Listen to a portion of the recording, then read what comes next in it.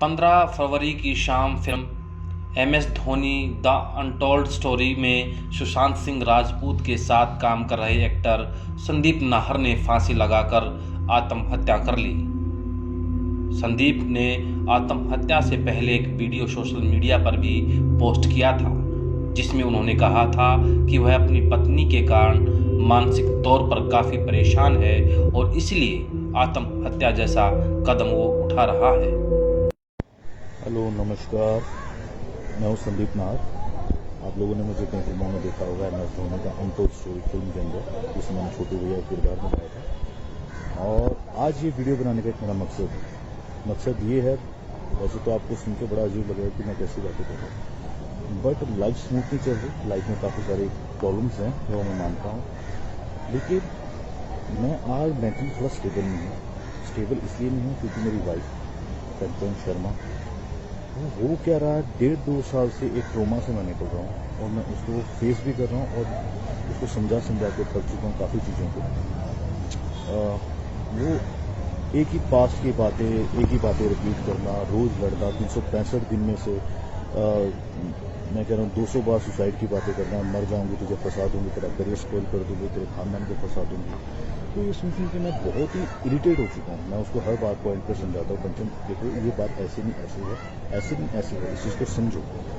वो मेरी फैमिली को गालियाँ देती है, मेरी माँ से इतनी नफरत करती है, मेरे हर परिवार वाले को आजकल ऐसा टाइम आया कि मैं उनका फ़ोन नहीं उठा पाता इसके सामने।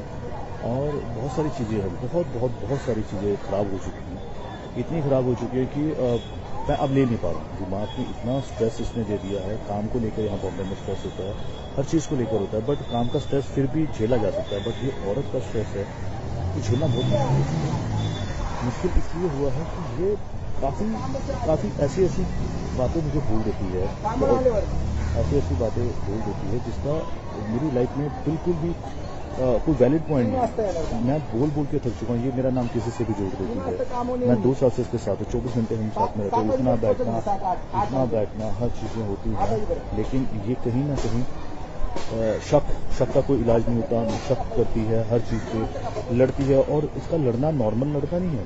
जैसे साइको होते हैं, मतलब एक होता है शराबी इंसान, वो दारू पीता है और लड़ता है, लेकिन जब उसकी दारू उतर जाती है तो वो नॉर्मल हो जाता है ना। नॉर्मली ऐसा होता है, उसको गिल्टी फील भी होती है, उसको अपनी गलतियों का एहसास भी होता है। बट इसके केस में ऐसा है, अगर ये लड़ती है, इसको कोई बात बुरी लगती है तो वो उसके दिमाग में बैठ जाती है। बैठ इतने गंदे तरीके से जाती है, उसको निकालना बहुत मुश्किल होता है। ये कितनी रातें खराब कर देती है। इवन अभी जैन की बात है, जैन में ये घर से भाग गई थी, मैं रात को उसको ढूंढने गया था। ये ऐसे काम करती है और बहुत सारी बातें होती हैं। कब तक इसका वो करूँ। इसकी मम्मी बहुत साथ देती है। इसकी मम्मी का कहना है कि मैं तेरी ज़िंदगी बर्बाद हो, हर तरह के केसेस बताती है, मैं ये केस हो जाएगा वो। एक्चुअली क्या है, इसकी मम्मी, इनके घर में 2 बहनों की भी लव मैरिज हुई है, तो इसकी मम्मी ने इनके दोनों जीजाओं को भी अंदर करवाया था। अभी वो मेरे को बोलती है हर बात पे, अपनी बेटी को बोलती है जाके पुलिस कंप्लेंट करो। किस बात बुनियाद पे? फेक चीज़ों पे, फेक झूठ बोल के आप केस बना सकते हो। ये क्या बातें हैं? औरत को एटलीस्ट दर्जा दिया गया है किसी चीज़ों का, तो उसका मिसयूज क्यों करते हो? और ये सब बातें कहाँ से आती हैं?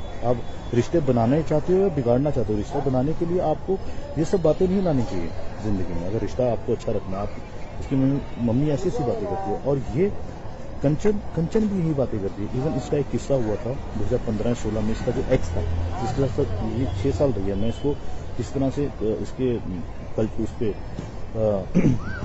इसके ऊपर लांछन नहीं लगा रहा हूँ कि ऐसी थी वैसी। मैं पॉइंट बोल रहा हूँ कि इसने अपने एक्स को भी झूठे केसों में अंदर करवाया। 3-4 महीने वो बेचारा अंदर रह के आया, दिव्या ज्योतिष का नाम था। तो ये सेम पॉइंट मेरे साथ कर रही है, और इसी जिद की वजह से इसने मुझसे शादी की थी उस टाइम पे कि मैं ये कर दूंगी वो। मैंने तरस करके इस पर शादी की। तरस में चलो यार, मुझे लगा सा कोई नहीं है, कर लेता हूँ। आज नहीं, इसकी लाइफ खराब हो जाएगी। बोल रही थी मुझे मर जाऊंगी, पंखे में लटकने की आदत, सुसाइड की बातें करती है। तो उस पॉइंट पे मैंने कर दी। फिर ये मेरे घर आई, ये 2019 की बात मैं बोल रहा हूँ, और उस टाइम पे हमारी बात हुई थी कि यार कि शादी हम कर रहे हैं, बट घर में नहीं बताएंगे, अगर जमी तो चलाएंगे, नहीं जमी तो फिर अलग हो जाएंगे, है ना, किसी को इतना डिस्क्लोज नहीं करते। फिर वो हमारी नहीं बनी आपस में, तो फिर मैं कोरोना की वजह से घर गया था। जब कोरोना की वजह से मैं घर गया था, तो उस टाइम पर इस लड़की ने मेरे घर पे आने की बात की, तो इसको उसका मैरिज सर्टिफिकेट चाहिए था। तो मेरे घर वालों ने अच्छे से उसका वेलकम किया। घर पे आते ही ये वहाँ 5-6 बार क्लेश कर चुकी थी। घर आई, 18 जून को आई थी आई थिंक, जून को आई थी और इसमें 5 दिन बाद ही, चूंकि उस टाइम कोरोना काल था, तो गवर्नमेंट ने भी बोला था कि आपके घर में अगर कोई बाहर से आता है बॉम्बे से तो आपको इन्फॉर्म करना पड़ेगा, SHO ने बोला था। तो हमने उस चीज़ को छुपाया था थोड़ा, भाई नहीं बताएंगे नहीं तो फिर पूरी फैमिली अंदर हो जाएगी। इतनी एक छोटी सी बात थी, बट इसको वो बात समझ में नहीं आई। मेरी भाभी ने बोला मेरी कजन सिस्टर है ना, तो इस बात पे भड़क गई। तेरी भाभी ने एक बोला कि मेरी कजन। अरे भाई सिंपल सी बात है, कोरोना का टाइम है और ये तुम्हारी हमारी आपस की बात है। लोगों को पता लगा तो बॉम्बे से है, वहाँ छोटे छोटे बच्चे सबको अंदर कर देंगे उस टाइम। तो वैसे भी हमारे जो सरकारी हॉस्पिटल थे वो कोरोना के चक्कर में उन्होंने कोविड का हॉस्पिटल बनाया हुआ था और सबको वहाँ पे क्वारंटीन कर रहे थे उस टाइम पर। तो उसके बाद कुछ और छोटी छोटी चीज़ें हुई, जैसे कि हमारे घर में किन्नर आए, किन्नर बधाई लेने आए, तब ये लड़ी। चूँकि हमने उनको भेज दिया था, भेजने का एक कारण था। कारण ये था कि अगर हम किन्नरों को बधाई दे देते तो हमारे रिश्तेदार नाराज हो जाते। उनको लगता कि इनके घर में बहू आई, इन्होंने हमें नहीं बताया। मैंने कंचन को, उस टाइम हमारी शादी की रिसेप्शन पार्टी फिक्स हो गई थी 30 जुलाई को, तो हमने बोला कि आप 30 जुलाई के बाद आना, हम आपका वही जो बनता है वो देंगे। वो दिया भी, बट उस बात पर भी इसने क्लेश किया। बहुत सारी चीज़ें हुई, छोटी छोटी बातों पर क्लेश। ये बोलती मुझे घुमाने नहीं लेके जाते। अबे भाई कोरोना में बॉर्डर सील हुए गए, हिमाचल बॉर्डर सील है, पंजाब बॉर्डर सील है, कैसे लेके जा सकते हैं? ये बात इसको समझ में नहीं आ रही। ये बोलती जिनकी शादी होती है उनके पति उनको घुमाने लेकर जाते हैं। मैंने बोला भाई जिनकी शादी होती है उनके पति बेशक उनको घुमाने लेकर जाते हैं, बट उस टाइम पे कोरोना नहीं था। अभी कोरोना, अभी थोड़ा सब्र कर लो, बाद में चल लेंगे। ये बात उसको समझ में नहीं आ रही। तो हम आगे शॉर्टकट में बॉम्बे, क्योंकि वहाँ पे बड़े सुसाइड वाली बातें कर रही थी। मेरे घर वाले भी डर गए थे, उनको लगा कहीं ये लड़की की वजह से फैमिली पे कोई आफत उफत ना है, चूँकि वो कोई हंसा। तो मैं उसको बॉम्बे ले आया था। बॉम्बे में आके भी इसका सेम वही ड्रामा। सर्टिफिकेट शादी का मिल गया, फिर भी उसको सेटिस्फेक्शन नहीं हो रही है, एक सिक्योरिटी नहीं मिल नहीं रही है, और हर जगह से मुझे टॉर्चर कर रही है। बस मैं एक बात बोलना चाहता हूँ इस वीडियो के माध्यम से, अगर मैं कोई गलत स्टेप उठाता हूँ लाइफ में क्या मेरा आजकल मेंटल पीस बस सही नहीं रहा, क्योंकि मैं रोज झगड़े नहीं ले सकता। सुबह उठो झगड़ा सेम बात पे, उस पर 1000 बात पहले बात हो चुकी है, लड़ाई हो चुकी है, उस पर फिर अगेन सुबह उठो, दोपहर को झगड़ा, रात को झगड़ के सो।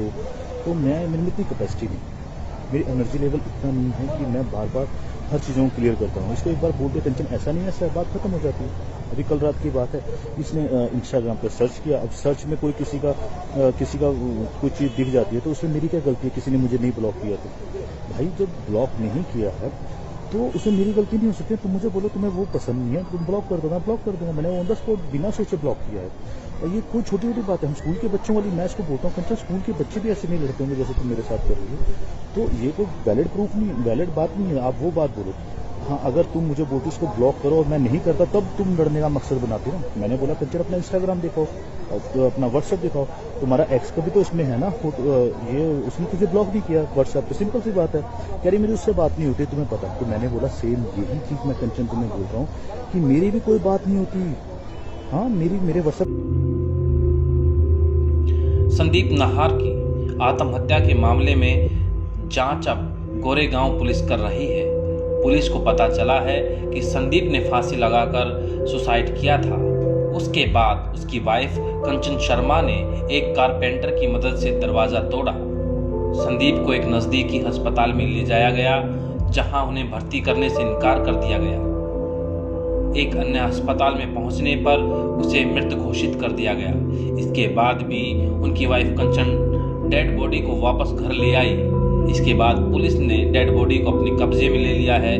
उसके बाद उसको पोस्टमार्टम के लिए भेज दिया है ताकि मौत के कारणों का पता चल सके। पुलिस ने फिलहाल मुकदमा दर्ज करके जांच जारी कर दी है। ब्यूरो रिपोर्ट, अलग फिल्में।